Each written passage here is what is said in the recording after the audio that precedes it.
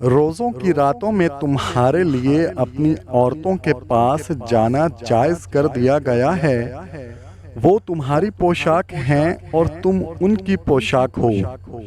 اللہ کو معلوم ہے کہ تم ان کے پاس جانے سے اپنے حق میں خیانت کرتے تھے، سو اس نے تم پر مہربانی کی اور تمہاری حرکات سے درگزر فرمائی۔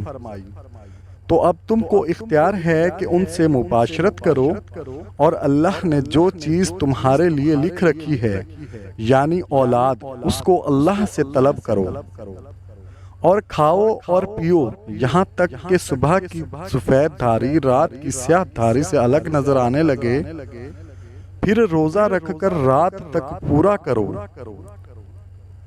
اور جب تم مسجدوں میں اعتکاف بیٹھتے ہو تو ان سے مباشرت نہ کرو، یہ اللہ کی حدیں ہیں، ان کے پاس نہ جانا۔ اسی طرح اللہ اپنی آیتیں لوگوں کے سمجھنے کے لیے کھول کھول کر بیان فرماتا ہے تاکہ وہ پرہیزگار بنیں۔